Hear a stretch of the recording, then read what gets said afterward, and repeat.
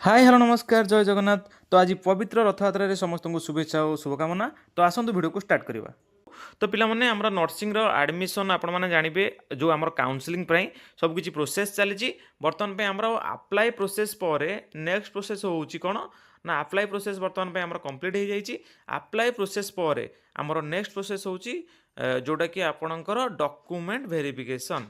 ঠিক আছে ডকুমেন্ট আপনার ভেরিফিকেসন করা আপনার যে অপলোড করেছেন ডকুমেন্ট সেটা ঠিক আছে কি না। তো কেমিতি আমি জাঁয়া আমার ডকুমেন্ট ভেরিফিকেসন হলা বলি সেটা আমি আজ ডিসকসন করা ঠিক আছে। তো পিলাମାନେ ଦେଖନ୍ତୁ କିଛି ନାହିଁ ଆପଣଙ୍କୁ ଯେତେବେଳେ ଡକୁମେଣ୍ଟ ଭେରିଫିକେସନ୍ ହେବ ଆପଣମାନଙ୍କୁ ଦୁଇ ତିନିଟା ଜିନିଷ ଧ୍ୟାନରେ ରଖିବା ପାଇଁ ପଡ଼ିବ, ନହେଲେ ଆଉ କିଛି ବି କରିବାକୁ ନାହିଁ। ଡକୁମେଣ୍ଟ ଭେରିଫିକେସନ୍ ପାଇଁ ଆପଣଙ୍କୁ କେଉଁଠି ବି ଯେଉଁ ନୋଡାଲ ସେଣ୍ଟର ଆମେ ଦେଇଛେ ସେଇଠି ହିଁ ଭେରିଫିକେସନ୍ କରାଯିବ, ଯାହା ବି ଆପଣଙ୍କର ନୋଡାଲ ସେଣ୍ଟର ଦେଇଥିବେ।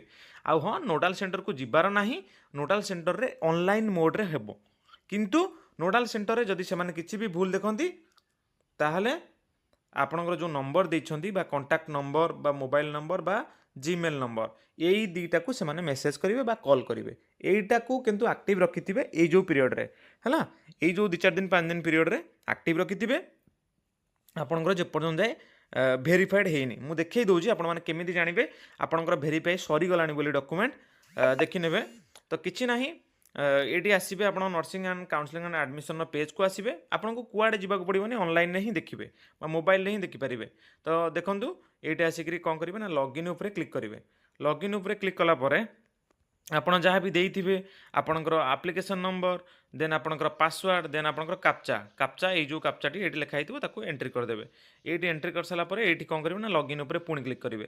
ତ ଲଗ୍ଇନ୍ ଉପରେ କ୍ଲିକ୍ କଲା ପରେ ଦେଖେଇ ଦେଉଛି ଏମିତି କିଛି ଆସିବ ଯେଉଁଟାକି ଆପଣଙ୍କର ଏଇଟା ଆପ୍ଲାଏ ହେଇଛି ବୋଲି ତାର ମାନେ ଯେଉଁଟାକି ସେମାନେ ଦେଖେଇଦେବେ କି ଏଇଟା ଷ୍ଟେପ୍ 1 ଷ୍ଟେପ୍ 2 ଷ୍ଟେପ୍ 4 ଯାଏ ପୁରା କମ୍ପ୍ଲିଟ୍ ହେଇଛି। ତାପରେ ଆପଣଙ୍କର ରେଜିଷ୍ଟ୍ରେସନ୍ ନମ୍ବର ଥିବ।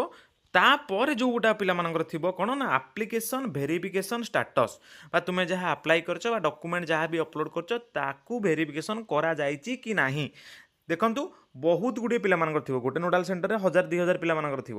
ତ ସେମାନେ ତାକୁ ଅନଲାଇନରେ ଦେଖିକରି କରିବେ। ଟାଇମ୍ ଟିକେ ଲାଗିବ, 5-10 ଦିନ ବା 2-4 ଦିନ ଭିତରେ ଟାଇମ୍ ଲାଗିବ। କିଛି ପିଲାମାନଙ୍କର ଶୀଘ୍ର ହେଇଯିବ, କିଛି ପିଲାମାନଙ୍କର ଯେଉଁମାନଙ୍କର ଟିକେ ଲେଟ୍ରେ ଆପ୍ଲାଏ କରିଥିବେ ସେମାନଙ୍କର ଟିକେ ଲେଟ୍ ହେବ। ଠିକ୍ ଅଛି, ଦେଖନ୍ତୁ ଏଇଠି ଲେଖୁଛି କିଛି ପିଲାମାନଙ୍କର ଏଇଠି ଲେଖୁଥିବ କ'ଣ ନା ଦେଖିଦେବେ ଚେକ୍ କରିବେ ନଟ୍ ଏଟ୍ ଭେରିଫାଏଡ଼୍।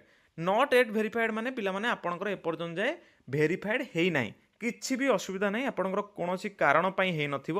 ଏଇଟା ଗୋଟେ ତାଙ୍କର ଯେହେତୁ ଗୋଟେ 1000-2000 ଲୋକଙ୍କର ଅଛି, ଫାଷ୍ଟ ସେ ଧୀରେ ଧୀରେ ସାରି ସାରି ଆସିବେ। ତ ଯେଉଁମାନଙ୍କର ଲାଷ୍ଟକୁ ଥିବ ସେମାନଙ୍କର ଏଇଟା ଟିକେ ଦେଖାଉଥିବ, କିନ୍ତୁ ଏଇଟା 2-4 ଦିନ 5 ଦିନ ଭିତରେ କ୍ଲିଅର ହେଇଯିବ। ଓକେ, ଦେଖନ୍ତୁ ଆଉ କିଛି ପିଲାମାନଙ୍କର ଦେଖନ୍ତୁ ଏଇଟା ନଟ୍ ଏଟ୍ ଭେରିଫାଏଡ଼୍ ମାନେ କିଛି ଅସୁବିଧା ନାହିଁ, ଆପଣଙ୍କର ଭେରିଫାଇକୁ ଯାଇନି ବା ଭେରିଫିକେସନ୍ ହେଇନି, ତାମାନେ ନୁହଁ କି ହେବନି, ହେଇଯିବ। ଆପଣଙ୍କୁ ଚେକ୍ କରିବାର ଅଛି। ଆଉ ମୋବାଇଲ୍ ନମ୍ବର ଜିମେଲ୍କୁ ଆକ୍ଟିଭ୍ ରଖିବାର ଅଛି, ତାକୁ ଟିକେ ଚେକ୍ କରିବାର ଅଛି। କାଳେ କିଏ ଫୋନ୍ କଲେ ଯଦି ଫୋନ୍ କରନ୍ତି କିଛି କିଛି ଡକୁମେଣ୍ଟସ୍ ତାଙ୍କ ପାଖକୁ ନେଇକି ଯିବାକୁ ପଡ଼େ। ଏମିତି ବହୁତ ରେୟାର ହୁଏ, ବହୁତ କମ୍ ହୁଏ। ଠିକ୍ ଅଛି, ପ୍ରାୟ ସବୁ ଆମେ ଆପ୍ଲାଏ ବେଳେ ଠିକ୍ଠାକ୍ ଦେଇଥିବା।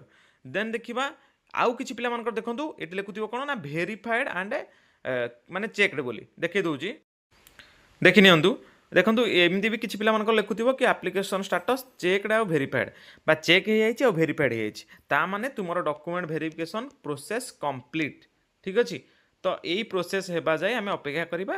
ତାପରର ପ୍ରୋସେସ୍ ଆପଣଙ୍କୁ କହିଛି ଆମର ରହିଲା ର୍ୟାଙ୍କ ବା କାଟାଗୋରୀ ର୍ୟାଙ୍କ, ଏଇଟା ଆପଣଙ୍କର ଆସିବ। ଠିକ୍ ଅଛି, ଓକେ। ଡକୁମେଣ୍ଟ ଭେରିଫିକେସନ୍ ପରେ କାଟାଗୋରୀ ର୍ୟାଙ୍କ, ତାପରେ ଆପଣଙ୍କର କହିଛି choice locking choice filling college ବାଛିବା।